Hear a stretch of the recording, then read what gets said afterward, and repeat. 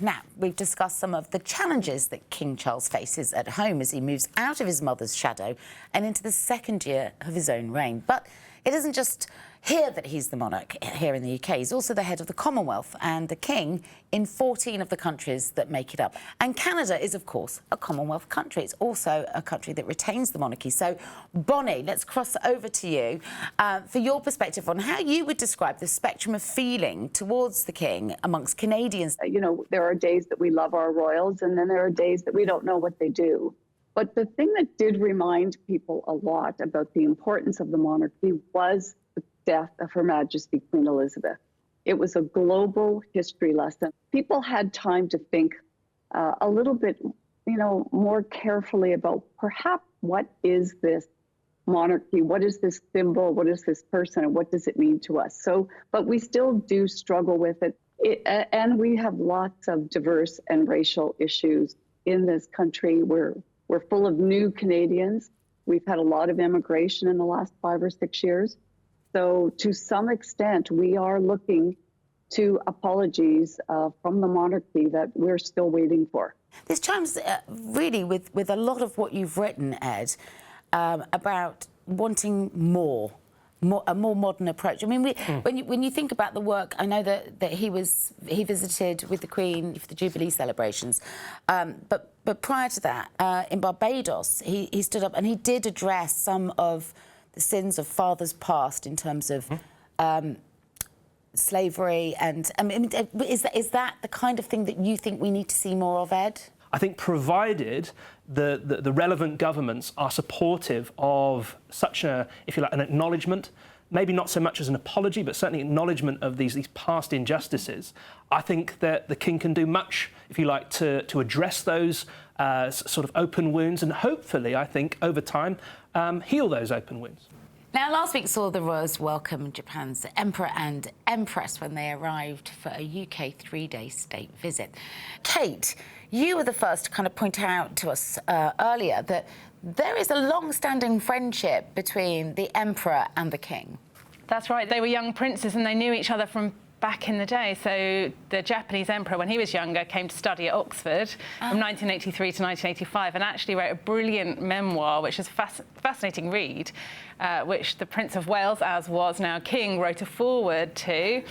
And the emperor talks about learning how to order a pint of beer in an English pub and going to a welly throwing competition in a village fete and all those kind of typically English things, but seeing it from an outsider's point of view, which is really interesting. And they did fly fishing at Balmoral, and there is a genuine friendship there. There was genuine fondness to see, wasn't there? Oh, absolutely. I mean, there's talk of that they went on sort of boat tours down the Thames together because the emperor, when he was studying at Oxford, ended up writing a book about the River Thames that has become one of these sort of... He loves a book, doesn't he? Yeah, it's become one of these sort Even of his memoirs is called the Thames and I. Yeah, he's absolutely obsessed with like waterways and this book has become one of these foremost historical artefacts now. Wow! So him and Charles took him down a trip down the Thames back in sort of the late 80s. So actually, a visit like this, it's something that he and the Queen would really look forward to, Elsa, because it's the chance to host friends. Well, it's just interesting. So it's actually lovely to see a state visit where there's a friendship as well as what they have to do constitutionally. The late Queen was obviously known for her thriftiness, and I remember doing a state visit to Oman, and the Sultan of Oman, I don't know whether you came on this one, gifted the Queen a replica of his palace in solid gold. It must have been as big as this room, and a racehorse worth £1 million. And the Queen gave him a Royal Collection book worth $14.99. You're kidding. It's the thought that counts. $1 million racehorse. And a palace worth £1 million, a model of a palace, yeah. Now, the King and Queen have been in Australia and Samoa this week, embarking on their first international tour since Charles was diagnosed with cancer. We can cross over now to Russell Myers. I mean, it's a tough job, Russell, but someone's got to do it. Thanks for taking one for the team. My pleasure as always, Kate. So thanks for having me. Obviously, one of the big moments to come out of it was a point of a real bone of contention, and it got a huge amount of pickup online, Russell. Let's take a look at that moment. Give us our land back. Give us what you stole from us. Our bones, our skulls, our babies.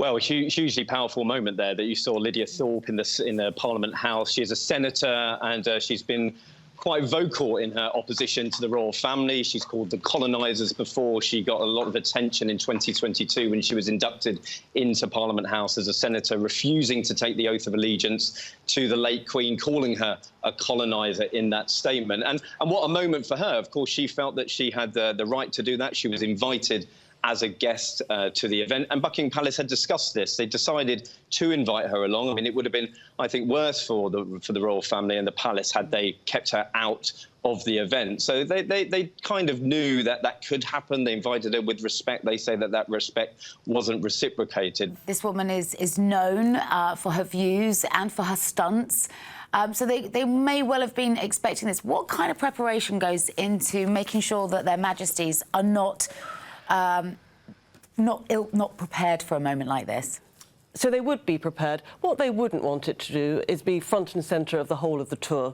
And they also wouldn't want the shine to be taken off of that particular event, because you can imagine sort of weeks, months, years of planning, and what they wouldn't want it to be remembered for was just that. So, Russ, other than this moment of high drama, what have been your highlights of the tour? Well, you just look at the imagery from Australia. I mean, it's you have to sort of show you're in country. We didn't necessarily get the cuddling of koalas or the kangaroos in the background, but the scene set outside Sydney Opera House with the fly past, 10,000 people is the official number we got from the police on the ground. I mean, that is incredible. How's he coped with the schedule? Because all eyes have been on not overdoing it. Well, I mean, the Queen, rather, spoke about him toiling away into the small hours when she was at a women's event. We know he is a workaholic. And the issue with the tour was it was scaled down, certainly in Australia. There were only a smattering of events over those few days. But in Samoa, it was absolutely jam-packed. But I think he's had a good time. He's relished the opportunities to be accepted by these different communities. And so good on him, because it's taken quite a lot to get here. I mean, we've talked about pacing for King Charles's visit, and I remember this tour to Australia, and the first day we touched down, it was in Canberra, and we said this is going to be a day of rest because it's a long flight. We've got people who are in their twilight years, and I was absolutely shattered. And Prince Philip, the next morning, woke up and said, right, what are we going to do? And I thought, golly, you're in you're 90, I was in my 40s, and I thought, I'm shattered, but you're raring to go. So amazing stamina. Now, in Samoa, for the Commonwealth Summit, King Charles presided over discussions surrounding climate change, but that wasn't the only subject that was up for difficult discussion, was it, Wesley? And rightly, climate change is a big topic because over half the Commonwealth countries are small islands, so rising sea levels is a... But the past is always present when you're talking about the Commonwealth. Many of the countries were in the British Empire, and a lot of them, say 14 of them in the Caribbean, African countries, they're interested in this issue of reparations. It's hard for the King, though, isn't it? Because he's only expressed sorrow. He can't say the word sorry because it's not British government policy. And this is when it becomes political. Yeah. Yes. Yeah. He has to do the bidding of the government. And British government policy is focus on the current and the future, and we're not going to look back to the past.